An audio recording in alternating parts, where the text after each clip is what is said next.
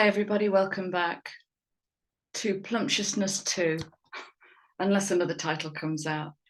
I've been on a big journey this morning and it's not even 10 o'clock yet, and I've got to bring it to you. And what, it's a lot, there's a lot. I was completely inspired by your comments. Wow, how you are really holding ugly hands with apathy right now. Willingly and courageously, I am inspired by you. And Christelle, your comment made me laugh out loud. So deep and rich and soulful and esoteric, and P.S. I love your hair. I couldn't quite make that leap. Yeah, it made me laugh out loud. Thank you. Right. So I've been on a big journey this morning, which began last night, I'm reminded. And what I've done is just captured it and put it into context. So I'm going to read for a bit. Okay. So just get soft and maybe sit in your belly for this. Yeah, let's workshop this. So bring your awareness and your focus into the belly and breathe a really powerful breath into the belly to get that turning. Get that moving. Okay.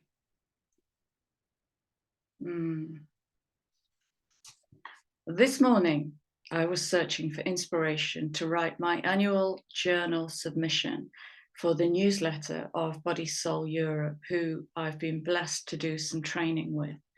And I've been a member of their soul family for about, I don't know, 6 years, 5 or 6 years. I'm going to put their link in the description box, but they do all sorts of wonderful Jungian, deep soul diving workshops. So searching for inspiration to write this annual submission, I've been lost for days, unable to grab something because everything feels so big at the moment. It's like I can't just pick one thing out of my journal because I'm simultaneously writing 3 journals. So what do I bring and how do I, Won't bore you with it. So I followed my gut and I go to, of course I go there. I go to Women Who Run with the Wolves, which is my Bible. And I focus on what I'm seeking and I randomly open the book. And then from my Arthurian tarot, which doesn't come to camera, that's my personal deck, I pull the 4 of Swords.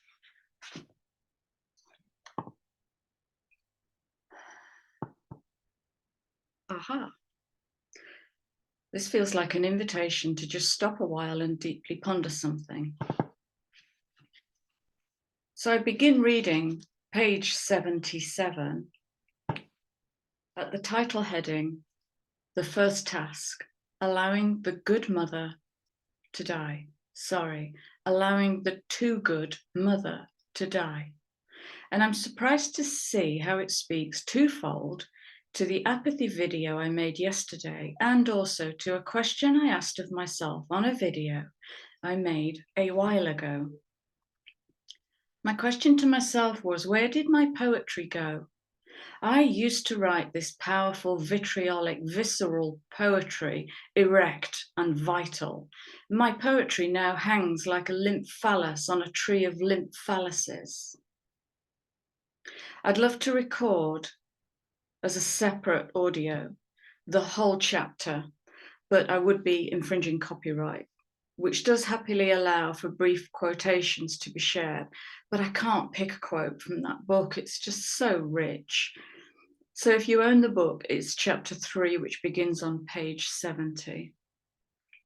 In short, this chapter is about the good mother, protective part of our psyche, whose job is now done and who must simultaneously let go of her coddling mother archetype and either release the child to venture into the world free and alone, or as an expression of nature themselves, turn herself into alpha female wolf, capable of shifting the pups from children into valuable pack members within a structured hierarchy. And here I do not refer to patriarchal Capricornian structure, I refer to simple, elegant, systemic obedience and the balance of individuality within a pack who works and plays together. As an example in the bigger picture, if you're 30 years old and you're still taking your washing to your mum's, grow up. It might be time for you to let her go, as she's clearly not kicking you out of the nest. This process is known as individuation. Teenagers pick fights with their parents to willfully, although not always consciously, create a fracture in their relationship. As this fracture splits open and the branch or the child falls away from the ancestral tree, it feels all kinds of new feelings, vulnerable, defensive, angry, rejected, and must learn how to protect itself. This is all instinctual animal behavior that I'm describing. The adolescent has to learn how to become mature and find its place in the pack. It also will have to deal with startling differences in who he is becoming and who his parents led him to believe he is. Here we must consider something I lovingly call willful disappointment and ancestral shaming as we become truly individuated and learn to live within pack or tribe culture. Comes back to that age-old question of how we meet and honor difference within our pack, whether we hold another in silence and respect or simply snarl and growl to establish the boundary. The process of individuation lights the touch paper for maturity, vitality, and wisdom to grow, free from the wishes, protocols, and desires of the parent. Mid-paragraph in that book, I'm drawn to stop reading and watch the video I made yesterday. And then new insights begin to arise. At 18 minutes, the cards renewal and alliance speak to renewing a deeper alliance to our nature self, our wild self. Have we become so flaccid and liberal that we strive to accept all without question? Have we forgotten how to simply snarl without getting entangled in the new age language, social conformity bollocks? 19 minutes in, and I say, the nature self does not conform, it is wild and free. I think it wants to be wild and free. Something I haven't done, bear with me. Okay, so I've written myself a note here because at 20 minutes in, the netcaster card that I said isn't really speaking to me. So I've put myself an instruction to read the description.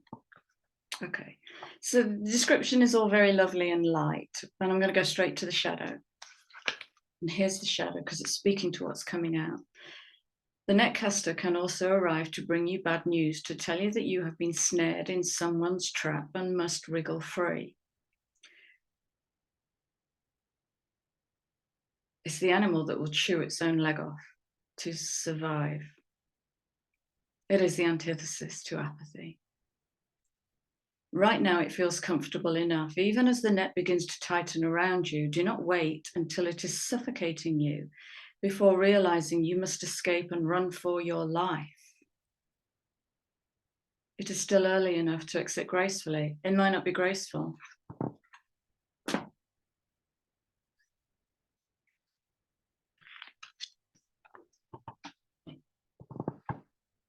So last night I'm watching an episode of Bones, which is one of my favorite zone out, zone in series. And it is a series on forensic anthropology. And it's the episode where Bones, Emily Deschanel, is confronted by a senator, toxic masculine. He is presenting with intimidation. She punches him in the mouth. He further insults her and she punches him again. No words, not one word. The mother wolf raises her cubs with frolicking play and love until it is time to teach them to hunt. Then her energy has to change. This is life and death. She changes from wet nurse mother to matriarch huntress. As she cajoles, nudges, snarls, and sometimes brings her cubs to heel by jabbing them in the ribs and pinning them down with her snout until they submit to her authority and wisdom. And here I'd like to walk us back to yesterday's words: quiescence, inactive volcano, and torpid, apathetic.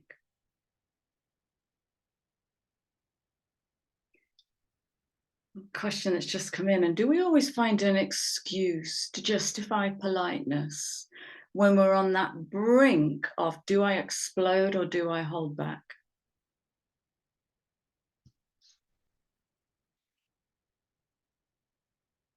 So I go back to the words quiescence and torpid, and then I go back to the video. So I'm moving between these fields of incoming information.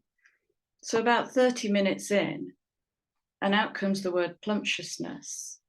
And as it comes up again today, it comes in with the word juicy. That's speaking straight to the sacral. What does juicy plumptiousness look like in a world full of adapted grayscale behavior and convention? In the workplace, what happens if we drop our juicy, colorful palette onto the boardroom table? What then? We'll learn more as we progress through Scorpio season, but for now, this is looking like a return to raw animal instincts. And I think I spoke about this a while ago.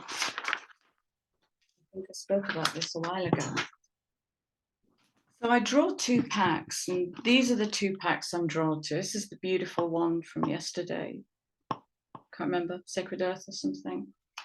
And this is the, yes, come on, you know this deck. Alana Fairchild.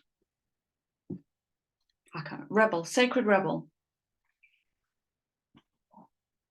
And with them face down, I just cut both decks. I can't believe this.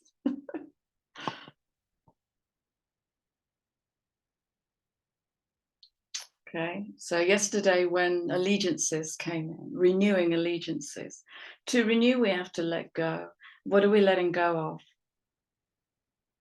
Are we letting go of politeness and courtesy and social convention? Are we letting go of how we want to be viewed?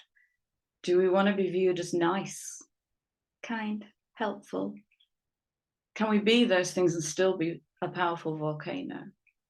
Or do we use those things to throw water onto our fire? That's the question. What is my relationship with my fire element?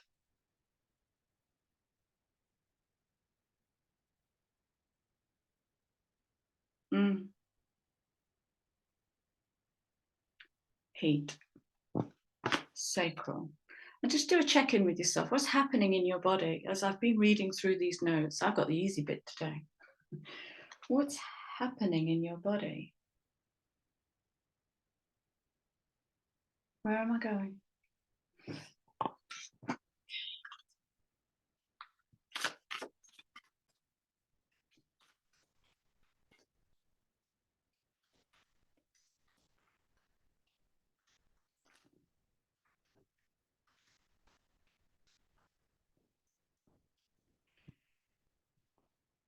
Is it ever? My heavens to Betsy. This is juicy plumptiousness.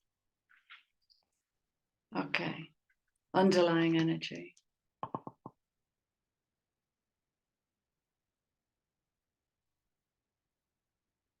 So those colors again, the blue of the throat and the oranges and the reds of the lower animal, instinctual chakras. The frequency of divine feminine supports our receptive, nurturing, and soft side. Challenge. Because I've been speaking, not on camera yet, but I've been speaking in the liminal about pre-Christian femininity. That doesn't look like this. And so there's a healthy question for me about where New Age femininity has crept into concepts of oracle, where New Age has tempered what is actually, because if you think of Lilith as an expression, Kali as an expression of the divine feminine, the creatrix, the dangerous, intimidating, frightening female, where is she in this woolly divine feminine? And where does this woolly divine feminine prevent instinctual aggression? Yeah, absolutely. Absolutely. I'm being challenged on how I practice here, because more often, I will ask a man, where is it safe for you to express your anger in the world? I very rarely ask women. Ask yourself, where is it safe for me to express my anger? Soft side, allowing it to express itself openly and helping us to connect to our intrinsic understanding of our connection to all of creation. That's the whole palette. So I guess Scorpio is inviting us to visit our sacral and base chakra to see what's going on down there.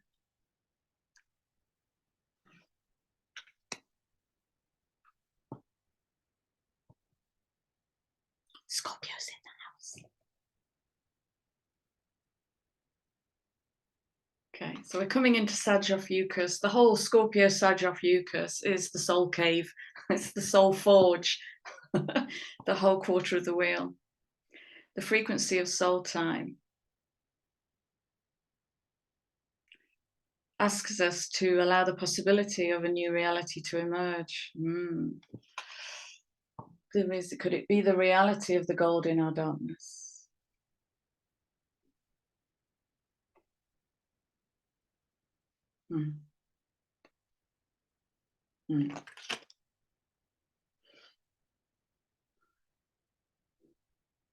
A reality that embraces the concept that while the corporeal body is mortal, the soul is timeless, limitless, and infinite.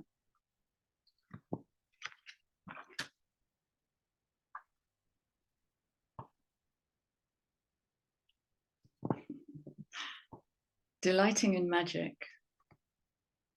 Frequency of delight supports our capacity to create and experience feelings of intense joy and happiness. Sacral. Base. When we feel safe.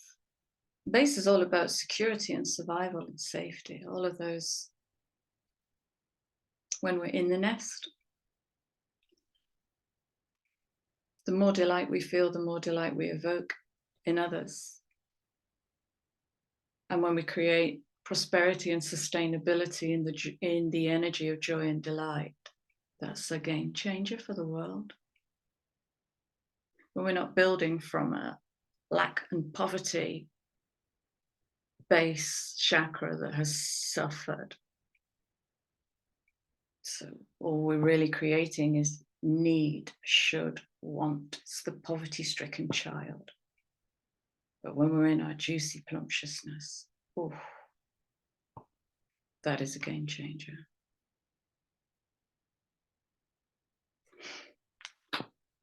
Magic. I'm going to let you focus on delight while I read magic.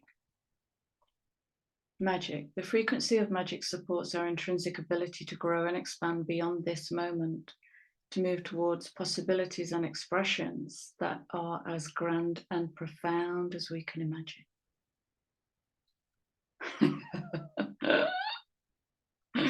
But if you could say everything you never dared say to your parents. But if you could say it calmly. Fuck you. I hate you and I love you right now. How about that? All that is required is our belief in manifestation. Absolutely.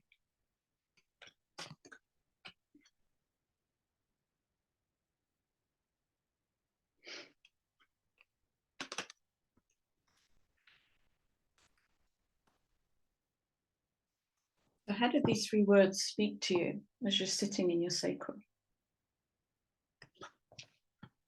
And what about this? Does that change anything?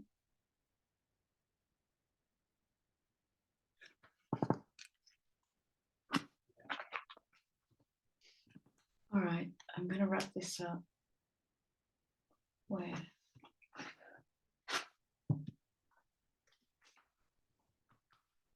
an animal card.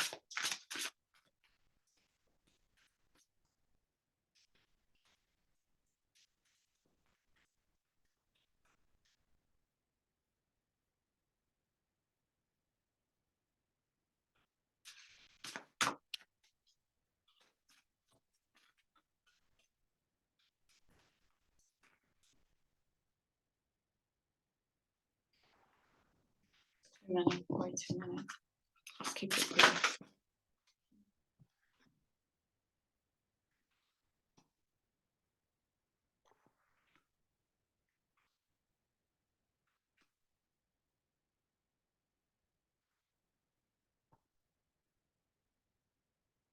Learning. 22.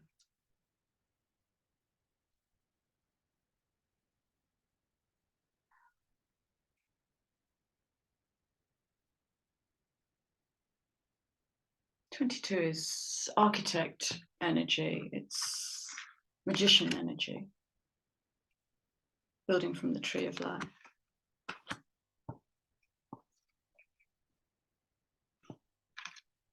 Building with the feminine.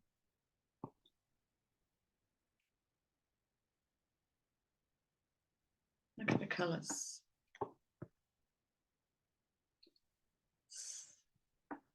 I might read this as opening the sacrum. And when I talk of wild woman practice, I'm not talking to women per se. We all have a sacrum.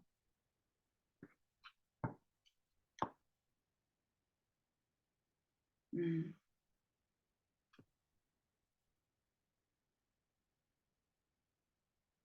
Mm.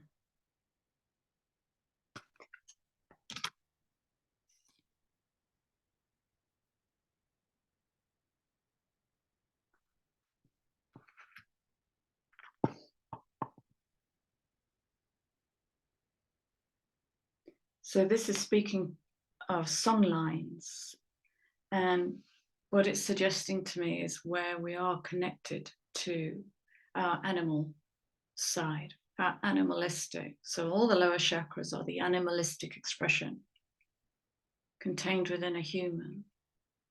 And the upper chakras are our spiritual connection to the cosmos, the space where we elevate. And the two have to coexist. And this, I know I speak about this a lot, but it stands up. The New Age movement did an awful lot of harm to the balance in the spiritual physical. And it kept us reaching up. And in reaching up, do we subjugate ourselves? Are we on our knees when we reach up? It's always reaching up into the higher chakras and the higher. And if that worked, I would have no clients. It doesn't work. Reaching up and out, up and out. It's all the meat and bones and the guts of what you need to move through life intuitively. And this whole chapter that I touched on this morning is about intuitive initiation, where we allow ourselves to flow within in that 22, just feeling the extremes. Which way do I go?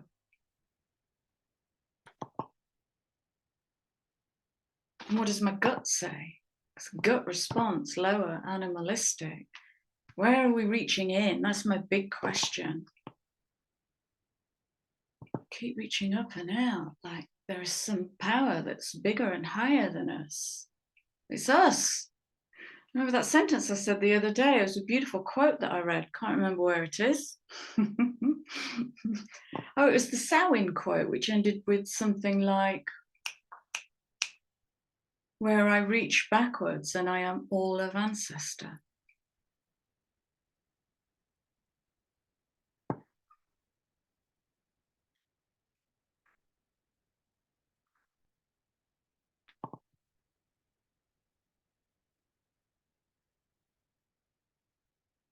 Truth.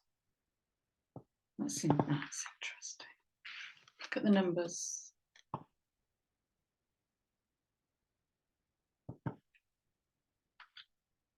Feminine and the masculine.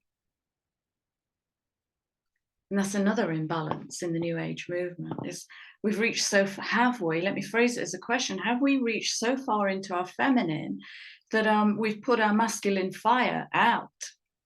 So that masculine fire is communicating with Mars retro in the 22 of the Gemini. Masculine wants to build. Is it going to build under the conformity of the New Age movement? Obsessed with being kind and courteous? Or is it going to find the balance between passionate creation and sociopathy? Jackal will reveal the truth.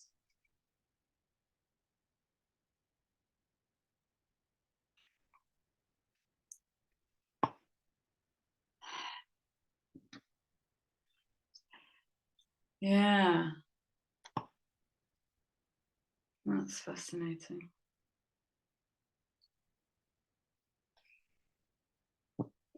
Okay, let's wrap this up. Sorry, that was a distraction. It's not for here now. Right. Let's wrap this up, please, with whatever.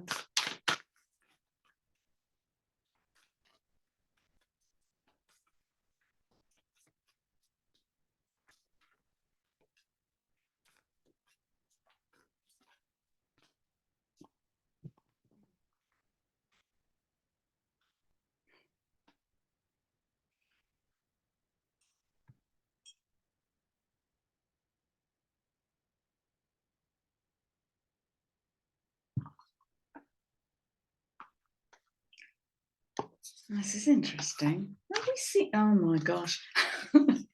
Oh my gosh. All right. Oh, Chrissy, stop teasing us. Get on with it. You can wait. All right. So I did shuffle, didn't I? But nevertheless, I believe the last time I used these cards, most of these cards came out. So it's the same message.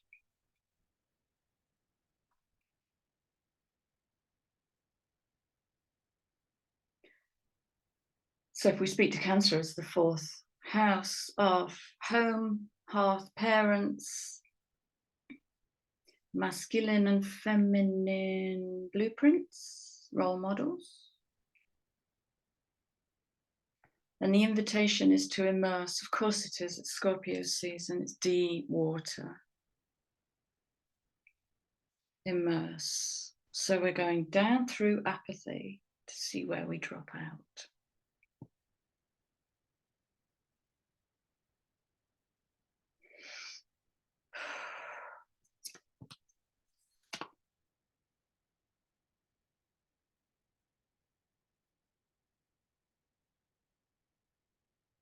Willful discomfort.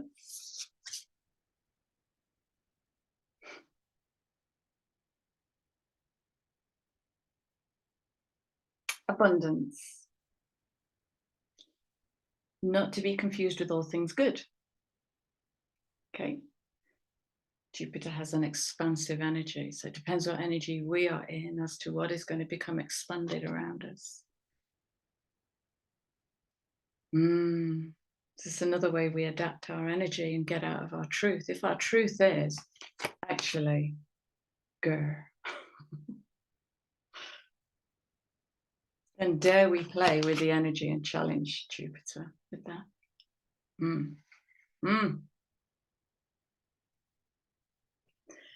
Oh, wow. That's a big challenge. I just got Loki. If anybody has ever watched Loki, it was a spin-off series to the Thor films, the breaking of the sacred timeline.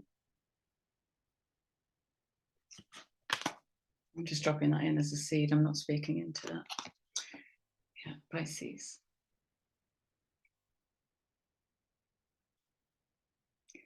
So it's self-sensitizing. It's really getting into the truth. And we talk about the truth ad nauseum, like we truly understand it. But the truth can come in a glimmer, say in a conversation with somebody.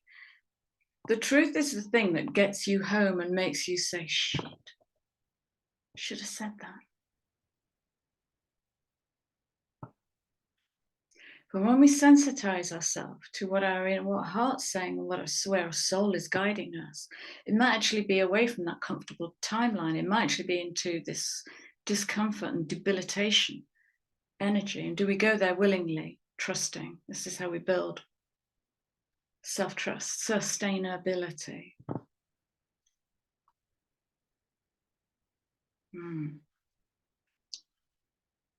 Okay, so yeah,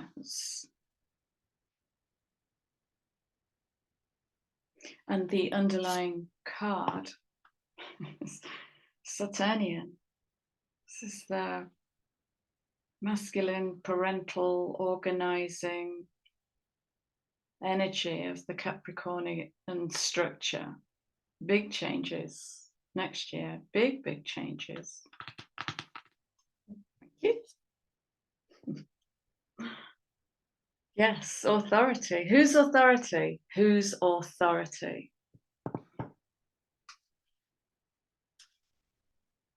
Yeah, whose authority?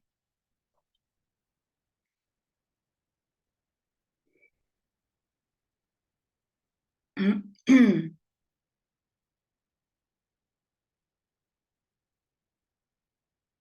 that it? I'm going to leave it there.